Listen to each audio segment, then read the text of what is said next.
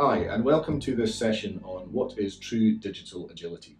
My name is Iain Fisher, and I'm one of the directors in the UK for ISG.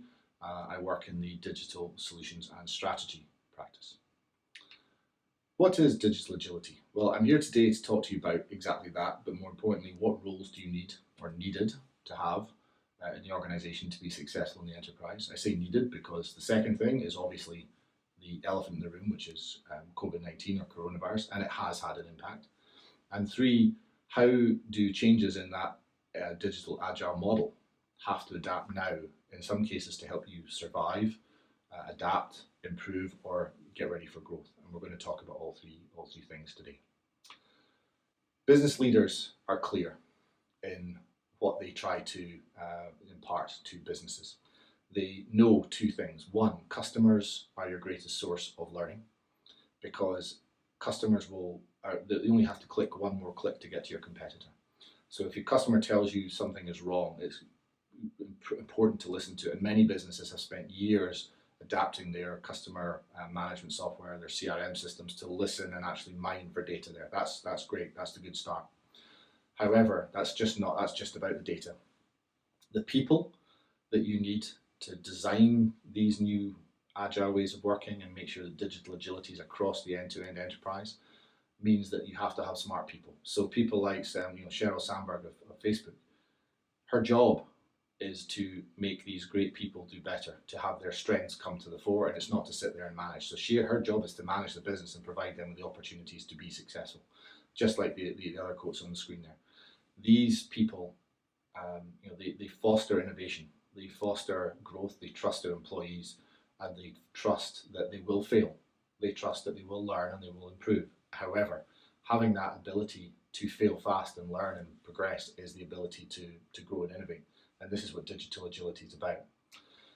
So digital agility, or Digility as I call it, is what you see on the screen here. It's a bit of a tube map because it looks a bit like the London tube map, and it has really four key interweaving elements to it, which I'll talk you through in a second. Everything on here takes you from the customer journey right through to the internal enterprise and the operating model. It takes you from the data of the customer, and it brings in the sourcing and the technology aspect. So let's explore this a little bit more before we look at the type of roles we need.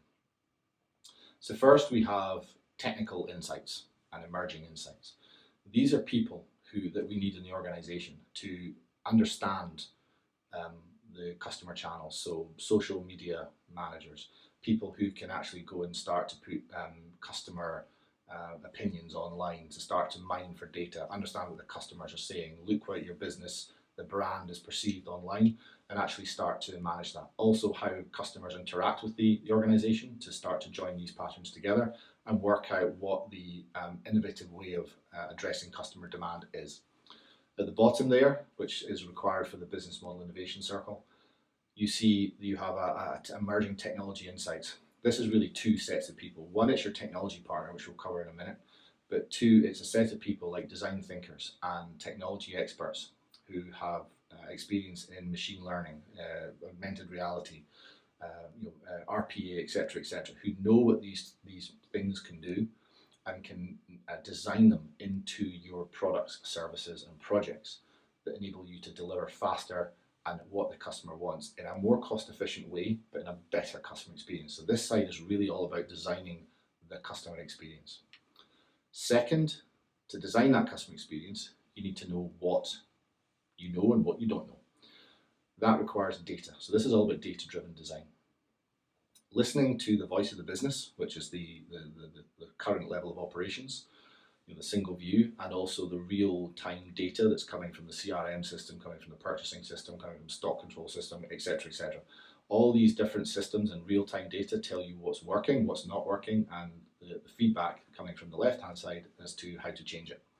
That allows you in your business model, your future business model, to design an operating model, and you go through the business change line, and that means you have a more agile organization. To deliver it, you need something called product-aligned delivery. You need to go from silos to cross ways of working and actually design teams who build these products right through the life cycle. And when new ones spool up, you spool up new teams of IT developers and such like to get ready. That includes right from the front end your design thinkers, your customer experience people, right through to IT developers. That has to be a single daisy chain that allows you to complete it, and they're called product aligned delivery teams, pods. Third, we have technology supported design. This is your technology partner in a nutshell. You all have many suppliers, you have partners, you have ecosystems. These people should all be working in harmony, and they should be innovating on a daily basis to provide you with better, more cost effective, more digital ways of doing things, rather than them supplying you with a behemoth of a system that costs hundreds of millions to support per year in some cases, or it costs you millions to make a small change. They should be coming to you to have more cloud-based solutions, SaaS-based solutions, and you need sourcing experts, if they're not willing to do that, to help you make that change. So one of the things ISG does is we obviously look at contracts, we make renegotiations possible, and we start to help companies like yourselves retool and resupply with new technologies at a better, most cost-effective price. And this is what the model says. Because you're constantly innovating, but businesses that failed during COVID typically had an on-premise solution or a very office-based type solution. Many of the organizations, when the COVID virus hit, could not work from home. They didn't have the infrastructure, they didn't have the technology, they didn't even have the laptops in some cases. Our managing director was just speaking with one of the SIs, and they are going to move 75% of their entire workforce, which is over 100,000 people, into a remote digitally working environment going forward. They have rapidly accelerated their digital working, their remote working solution off the back of this, because they struggled in some cases. And another client I'm working with, they had 350 employees out of an office working remotely. The challenge then comes as to, well, if your technology partner works successfully, why have you been paying for a building for all this time? There's lots of questions that come out of this. So your technology suppliers, your sourcing decisions have to marry up to your business decisions, and therefore your business model and your digital agility has to come from all these questions, all three sides so far, to make what is your operating model. How are you going to work? And then finally, you have your enterprise agility. How agile are you internally? How agile are you as a business to continually improve, but to adapt the organization? If you work in silos and not pods, it takes time to adapt. The time to change is too long, whereas agile organizations can deliver releases in months, they can deliver MVPs in weeks and months rather than months and years. So it's another thing to think about. So what roles do we typically need? So left to right, as we've said, we need tech insight people. So people who understand and have used the technology. People who've worked in startups, let's say. They have gone up the acceleration curve and they have deployed new technologies like machine learning, augmented reality, virtual reality, etc., to the benefit of the customer, and they have learned and failed and learned again. So they have the insight that your organization should be able to take control of. Second, you've then got design thinkers. Gone are the days where you design something and then go out to market test it. You listen to the customer first, and that's where design thinking comes in. The rigid process they go through, where they actually take time to understand the customer, but using data from the data scientists that are on the top box there, they understand, and they truly understand what the change has to look like and feel like for the customer to want it. And if they get sticky change, the customer will come. Going on to the top box, I've already mentioned data scientists. The data mining capability and the crunching, the algorithms that have to be deployed to crunch terabytes and terabytes of data that will be produced by all these different sources. The mining for patterns of customer data and internal operations that tells you what's working, what's not working, will be worth its own weight in gold. OpEx experts, so people who are operational excellence experts and can find rapid change and cost takeout, will also be worth their weight in gold, because right now, with the struggle of the economy as it is, these organizations will need money to be able to adapt, and this is the kind of people that take it. Automation, we've talked about, get yourself involved with people who know how about automation. Why? Because if you have office space, or you have building space, or you have processes that have operations that rely on people that could be automated and you haven't, you're missing out, and therefore you're losing revenue, and obviously that's a big issue.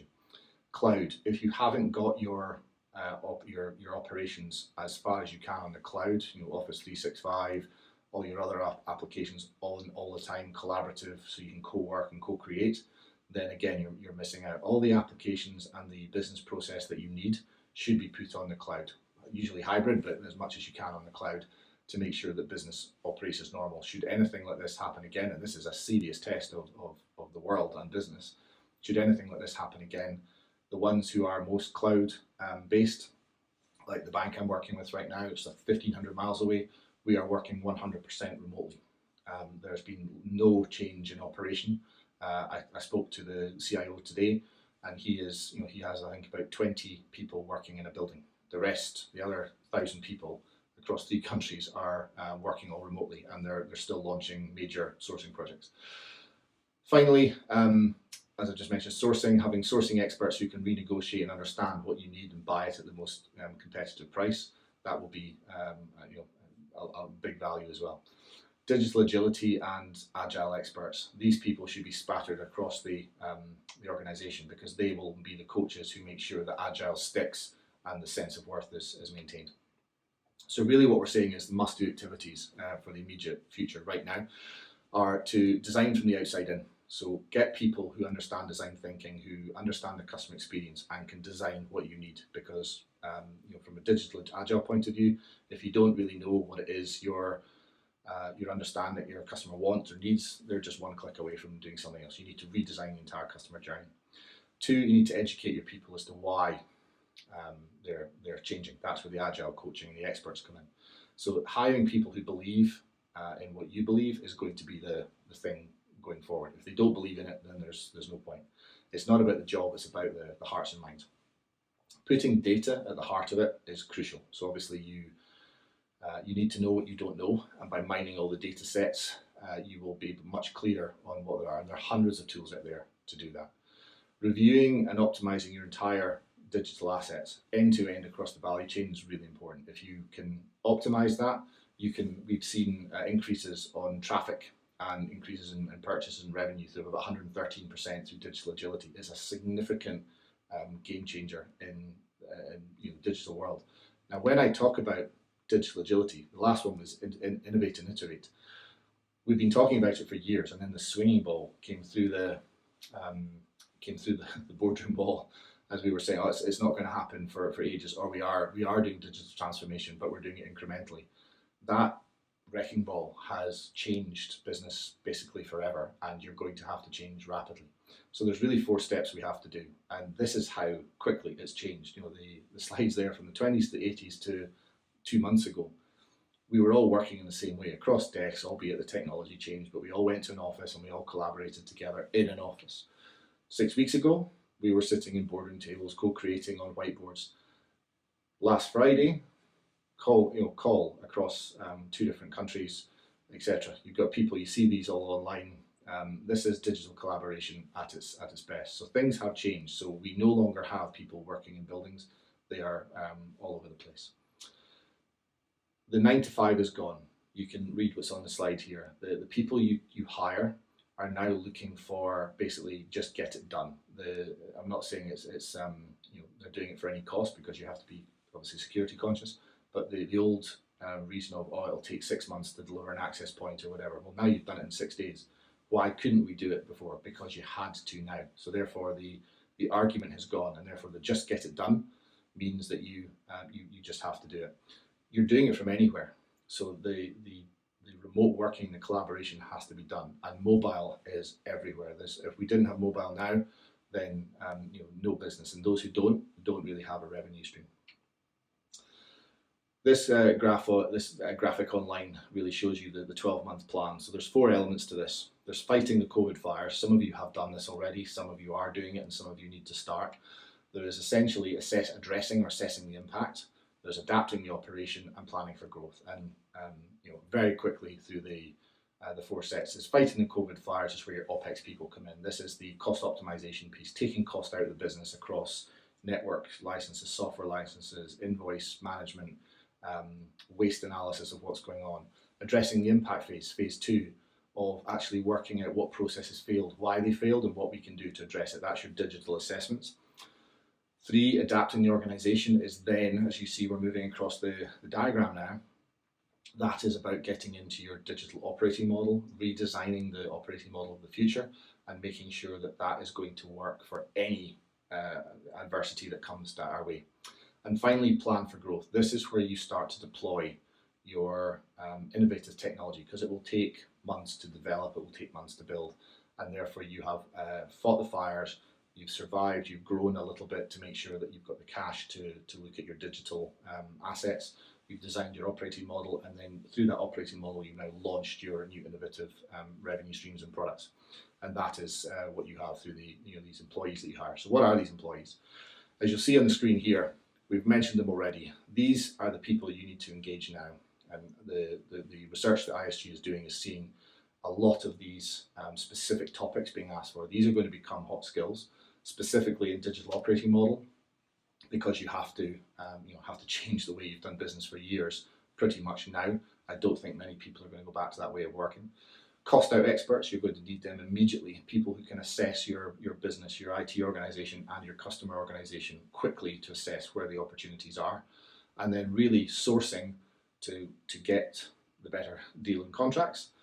Automation, people who can automate what's not worked and get that working so that that actually can provide value.